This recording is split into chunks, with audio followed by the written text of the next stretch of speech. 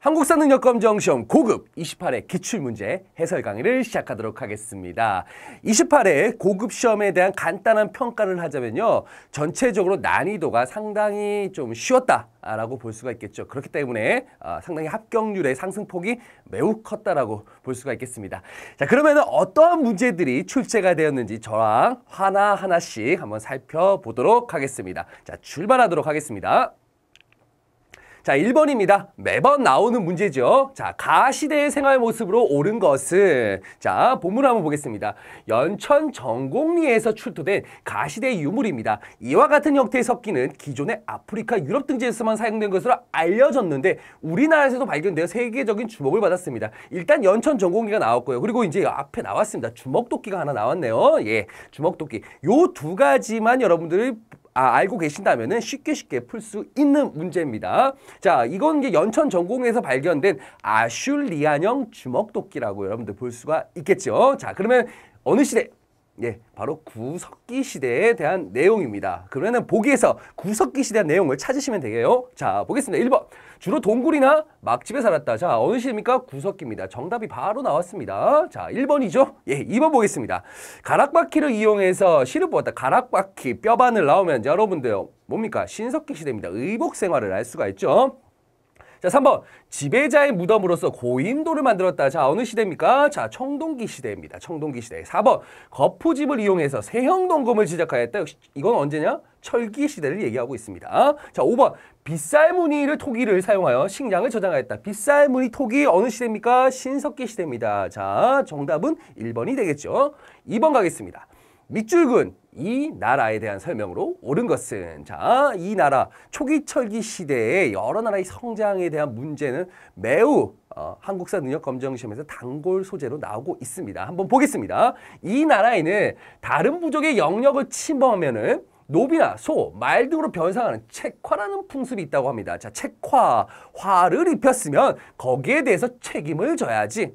넘어오지 말라 이거죠. 영역 침범하면 변상하는 그런 풍습이 있다고 합니다. 그리고 특산물로 단궁, 짧은 화살이고요. 과하마, 과실나무 아래로 지나가는 작은 말입니다. 그 다음에 반어피, 바다표범, 가죽이 되겠죠. 이런 것들을 특산물로 가지고 있는 나라 어느 나라예요? 예, 동해에 대한 설명입니다. 동해에 대한 설명. 자, 이런 것들 문제 여러분들 꼭 살펴보셔야 됩니다. 여러 나라의 성장은요 반드시 체크하고 가셔야 돼요. 자, 1번 보겠습니다. 신성지역인 소도가 존재했다. 소도 나왔습니다. 자, 사만입니다. 사만. 그쵸? 그 다음에 2번.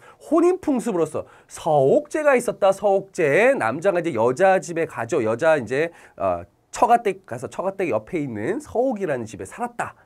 요거는 고구려의 풍습입니다. 고구려. 자, 3번. 여러 가들이 별도로 사출도를 다스렸다. 사출도 나왔습니다. 부여입니다. 자, 부여. 4번. 매년 10월에 무천이라고 하는 제천 행사를 열었다. 이거 어느 나라입니까? 동해입니다. 동해. 정답이 나왔네요. 4번이 되겠죠. 자, 5번도 보겠습니다. 사회 질서를 유지하기 위해서 8조법을 만들었다. 8조법. 어느 나라입니까? 고조선에 대한 내용이죠. 정답은 그래서 4번인데 여러분들 제천 행사 반드시 여러 나라에 성장할 때 제천 행사는 체크하고 가셔야 됩니다. 부여의 영고, 고구려의 통맹, 동해의 무천. 이렇게 해서 여러분들 꼭 체크하고 가시라는 걸 말씀드리겠습니다. 정답은 4번입니다. 자, 3번 가겠습니다. 가나 전쟁에 대한 설명을 옳은 것은, 자, 이렇게 사료들이 나오면 여러분들 조금 어려워하시는데 여러분들 항상 문제는요. 키워드 있습니다. 이걸 다 읽고 다 아실 필요는 없다는 얘기예요. 그렇죠? 한번 보겠습니다. 자, 어떤 키워드들이 나오는지 한번 보겠습니다. 자, 가부터 보겠습니다. 살수에 이르러. 다 나왔네요. 벌써 이미. 예, 첫 번째. 예. 나왔습니다. 키워드가. 살수에 이르러.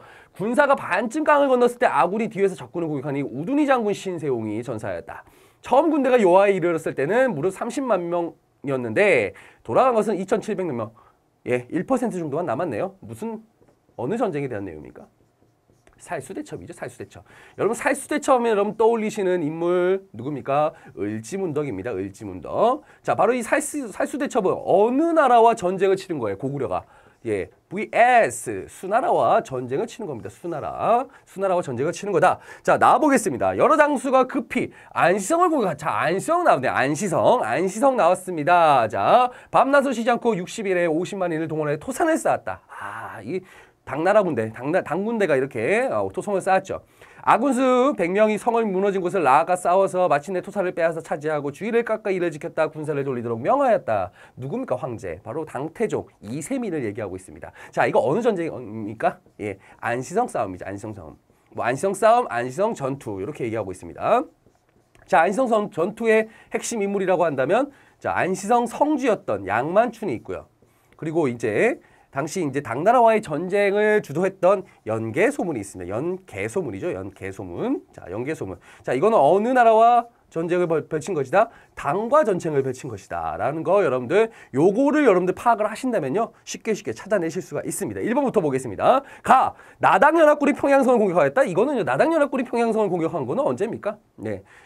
신라가 상북을 통일하기 그 나당 전쟁, 그렇죠? 상북 통일하기 이전에 이제 나당 전쟁을 벌이지 않습니까? 바로 그 나당 전쟁 이전이죠, 그렇죠? 나당 전쟁 이전에 야당 연합군이 이제 백제를 무너뜨리고 그다음에 이제 고구려를 무너뜨리죠. 이 이후의 모습이라고 보시면 되겠습니다. 이거는 이제 7세기 중반이에요, 7세기 중반.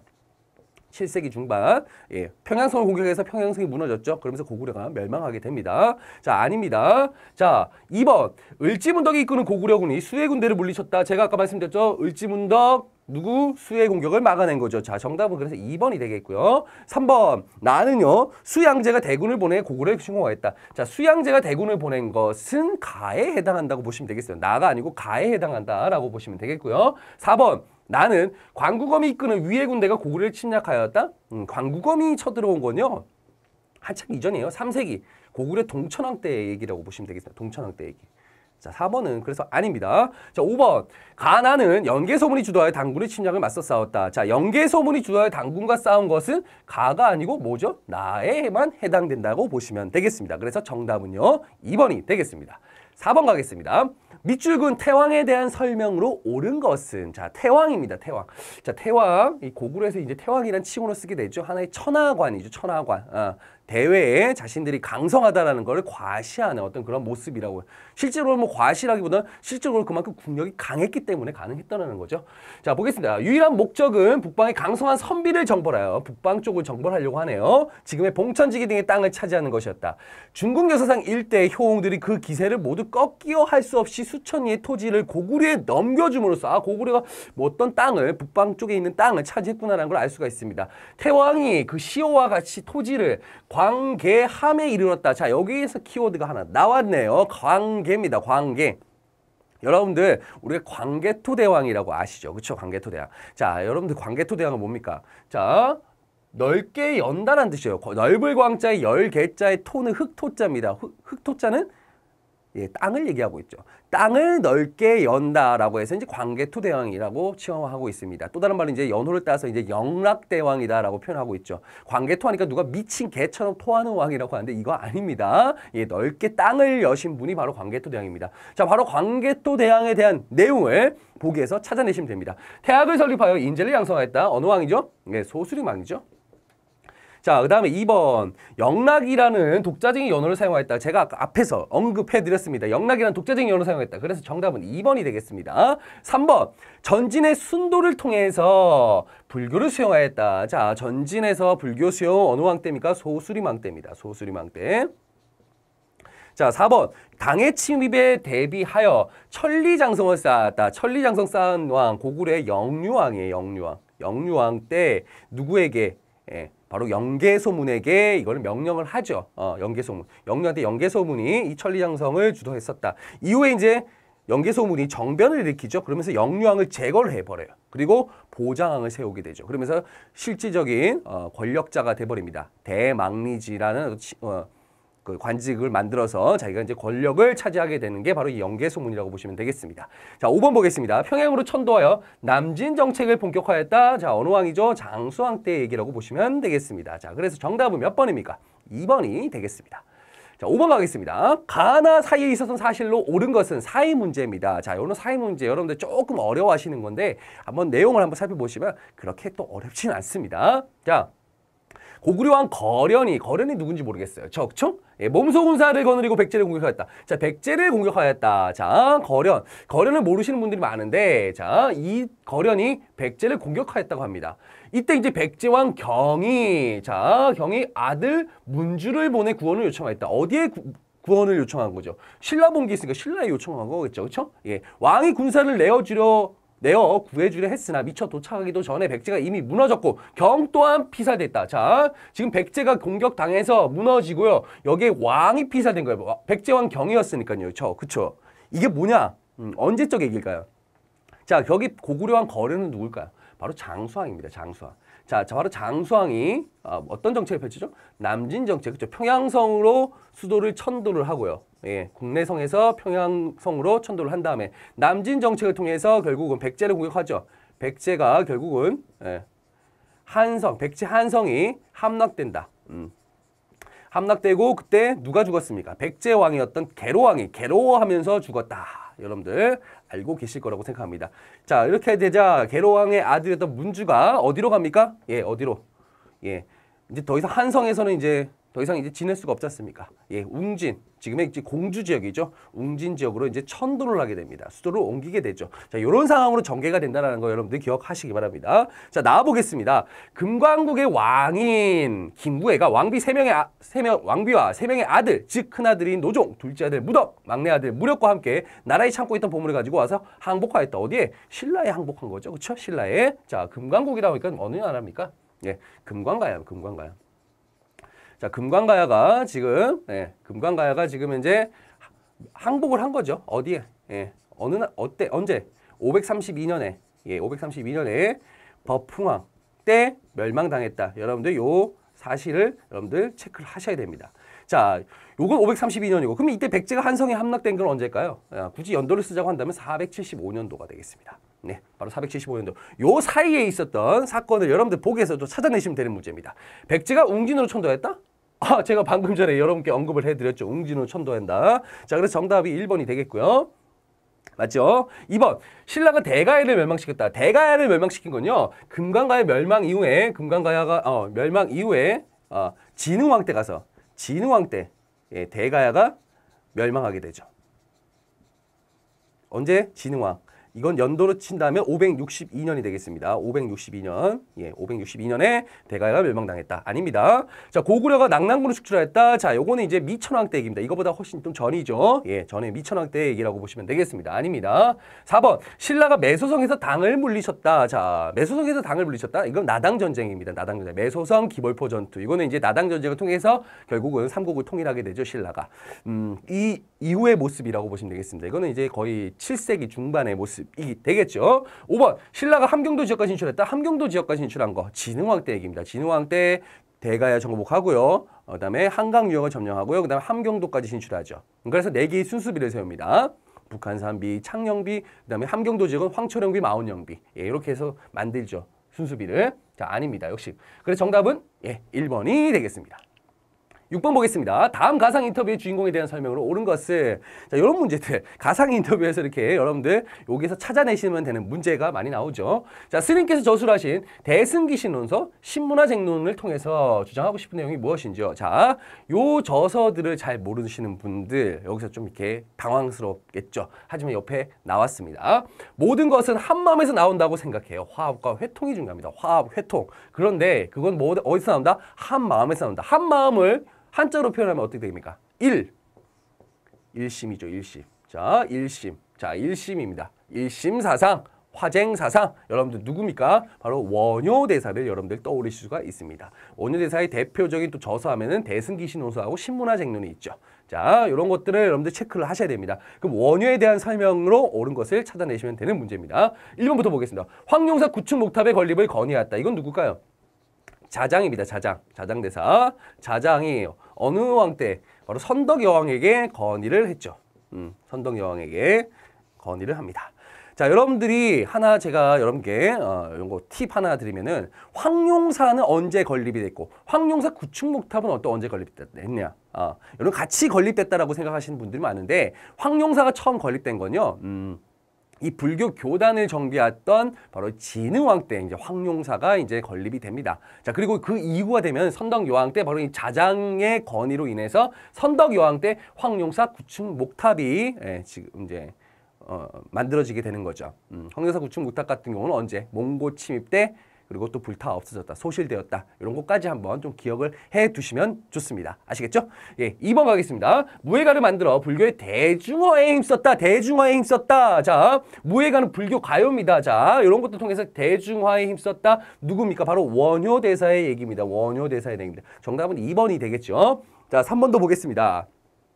국청사를 중심으로 해서 해동 천태종을 만들었다. 국청사 천태종 나오면 누굽니까? 바로 고려의 의천대사 대각국사 의천이 되겠습니다. 대각국사 의천. 여러분들 대각국사 이런 것들도 하나 체크를 좀 해두셔야 됩니다. 예, 그냥 의천만 외우시면 대각국사 의천이다라는 거. 자, 다음 불교개혁을 주장해서 수선사 결사를 제창하였다. 수선사 결사를 제창하였다. 자, 이것도 역시 고려의 누굽니까? 진울입니다. 진울은 이제 보조국사라고 표현하고 있죠. 보조국사 진울이 되겠습니다. 자, 5번 유불일치설. 자, 유교와 불교는 뿌리가 같다라고 하는 걸 주장해서 유교와 불교의 조화를 도모했다. 자, 이것도 역시 고려의 누구냐? 진울의 제자였던 해심입니다. 해심. 해심. 여러분들 요것도 역시 체크를 꼭 하셔야 됩니다. 불교, 예, 통일신라 시대, 그 다음에 고려 시대의 어떤 불교의 어떤 그런 모습들 꼭 체크하고 가시기 바랍니다. 네, 나옵니다. 자주. 네, 정답은 2번이 되겠습니다. 7번 가겠습니다. 밑줄근, 이들에 대한 설명으로 옳은 것은, 자, 역사신문입니다. 자, 보겠습니다. 큰 제목이 부여풍을 왕으로 추대하다. 자, 부여풍 누굽니까?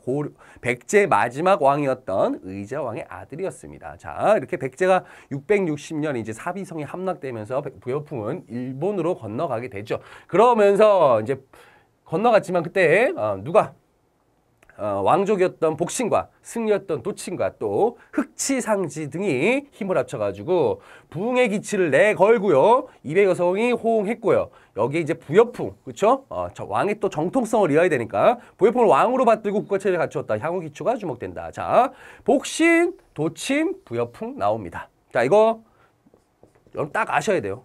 백제 부흥운동에 대한 내용이죠. 부흥운동, 백제 부흥운동입니다. 여러분들 고구려 부운동 같은 경우는 이제 고현무, 안승, 그쵸? 건모장 이런 인물들 여러분들 체크를 꼭 하셔야 돼요. 구별해서 아시겠죠? 자, 그러면은 설명으로 옳은 것을 한번 찾아보겠습니다. 완산주를 도읍으로 정하였다. 요거 후백제입니다. 후백제. 후백제 견훤에 대한 내용입니다. 후백제 견훤에 대한 내용이 되겠습니다.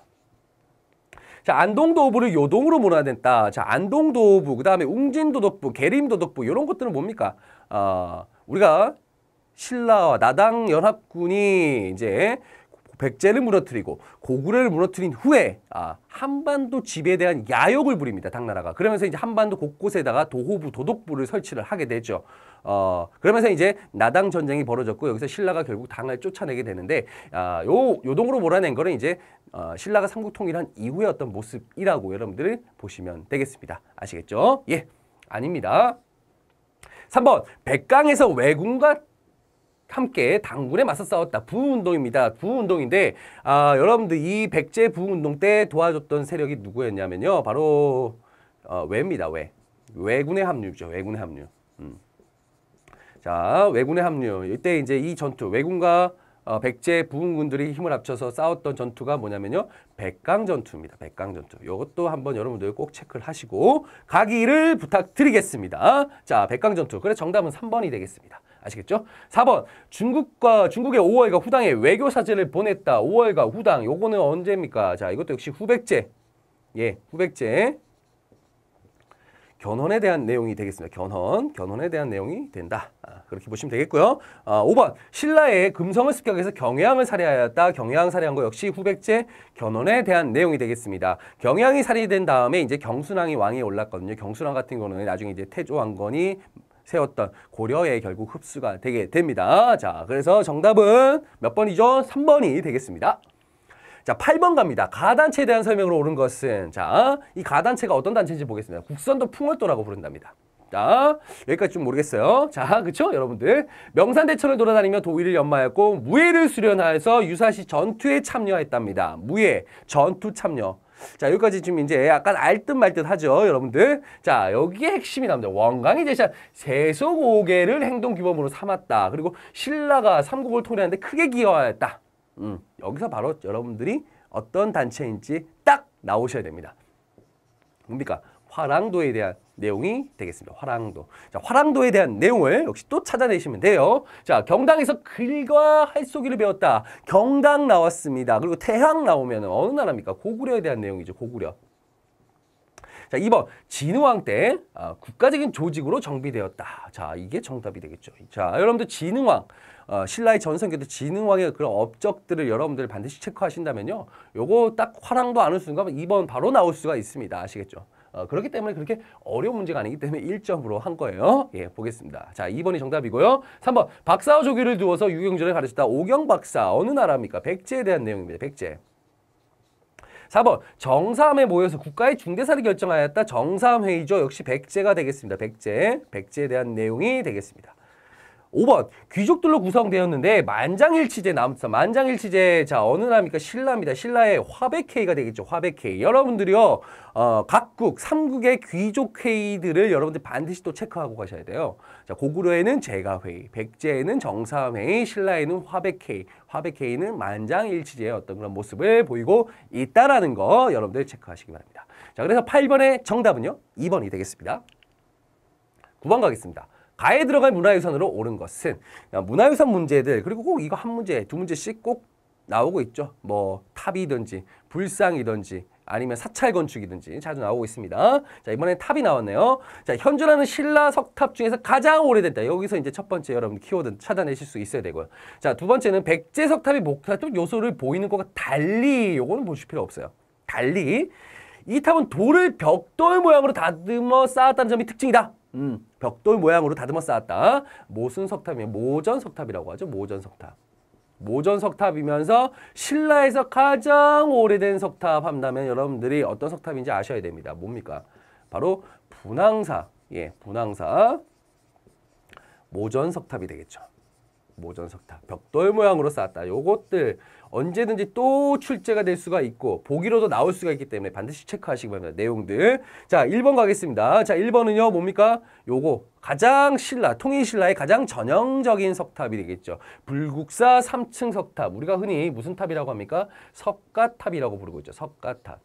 이 옆에는 다보탑이 있죠. 자, 석가탑이 있고요. 2번 가면요. 2번 이건 또 언제? 통일신라 시대. 예, 통일신라 시대. 2번은요. 가문사지 3층 석탑입니다. 가문사지. 자, 가문사지. 이 3층 석탑이 되겠죠. 역시 이것도 통일신라의 가장 전형적인 또 3층 석탑이 되겠죠. 가문사지. 이거 가문사에 있습니다. 은혜에 대해서 감사히 여긴다. 이거 어느 왕 때냐면 신문왕 때 만들어진 거예요. 아버지였던 이제 문무왕에 대한 뭐 감사의 의미로서 이렇게 만들었다고 보시면 되겠습니다. 쌍둥이 석탑이에요. 같은 모양이 두 개가 옆에 있습니다. 자, 가문사지 3층 석탑. 이건 아니죠. 3번 같은 경우는 이거는 이제 3, 4번 같은 경우는요. 이게 이제 여러분들에게 좀 약간 틀리게 하기 위해서 이제 나오는 그런 탑들이 되겠습니다. 자주 처음 보는 거죠. 그렇죠? 요거 같은 경우 어디 발해 영광탑을 좀 살짝 담기도 한 그런 탑인데 한번 어느 탑인지 보겠습니다. 요거는 이제 신세동. 신세동은요. 어디 있냐면 안동에 있어요. 안동. 자, 신세동 7층 전탑이라고 부르고 있어요. 통일신라 시대입니다. 역시. 자, 4번. 요거는요. 언제냐면 의성에 있습니다. 의성. 역시 통일신라 시대인데 의성에 있는 탑리리의 5층 석탑이 되겠습니다. 5층 석탑. 탑리리에 있는 5층 석탑. 자, 5번이 바로 분황사 모전 석탑이 되겠죠. 분황사 모전 석탑 여러분들 역시 머릿속에 기억을 좀 해 두시기를 바랍니다.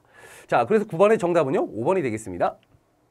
10번 가겠습니다. 다음 문화유산을 만든 국가에 대한 설명으로 옳은 것은 자 이렇게 문화유산을 딱 제시한 다음에 거기에 대한 설명으로 옳은 것은 이런 것도 역시 한국사능력 검정시험의 가장 전형적인 또 문제 스타일입니다. 보겠습니다. 요 불상을 보시면요. 자 부처님이 지금 두 분이 나란히 앉아 계세요. 그렇죠? 나란히 앉아 계시는 불상입니다. 요게 어떤 불상이냐면요. 두 명의 부처님, 이불, 그 다음에 나란히 나란히 앉아있는 불상이다. 그래서 이불병자상이라고 하고 있어요. 이불병자상. 자, 이불병자상 어느 나라 발해에 대한 내용입니다. 발해를 근데 모르겠다라고 한다면 여러분들 요게 이제 잘 모르겠어. 요 탑을 잘 몰라요. 그러면은 여러분들이 요 옆에 있는 내용을 바탕으로 해서 어느 나라 이제 추려낼 수도 있습니다. 보겠습니다. 이 불상은 석가불과 다보불이 나란히 앉아있는 모습을 형상화한 것으로 동경용원부에서 발견됐답니다. 날카로운 광배와 양감 있는 연꽃의 표현 등은 고구려 불상 조각의 전통을 계승한 거다. 자, 고구려 불상. 자, 고구려의 문화를 어느 정도 계승한 거다. 이렇게 보시면 되겠습니다. 자, 그렇기 때문에 동경용원부 나올 거예요. 뭐 상경용천부, 동경용원부 이렇게 나오면은 이거 다 발해입니다. 그렇죠? 그리고 고구려 불상을 계승했다라는 거. 자, 그러면 발해에 대한 내용을 여러분들이 보기에서 골라내시면 되는 문제예요. 서경을 북진적의 전진기조 삼았다? 서경은 지금 평양이죠, 평양입니다. 요거는 이제 고려 태조 때, 고려 태조. 왕건이 이 북진 정책을 이제 추진했었죠. 자, 2번. 자, 아닙니다. 그래서 2번. 중앙육부의 명칭을 유교식으로 정화하였다. 중앙육부. 자, 우리 발해 중앙조직이라고 한다면 삼성육부 체제입니다. 원래 삼성육부 체제가 이제 발해 독자적인 어떤 그런 체제라기보다는 당나라의 삼성육부 체제를 어느 정도 모방했죠. 그런데 그대로 모방하기보다는 어느 정도 약간 변형시켜서 그들만의 독자적인 어떤 그런 기구로 만들어 버립니다.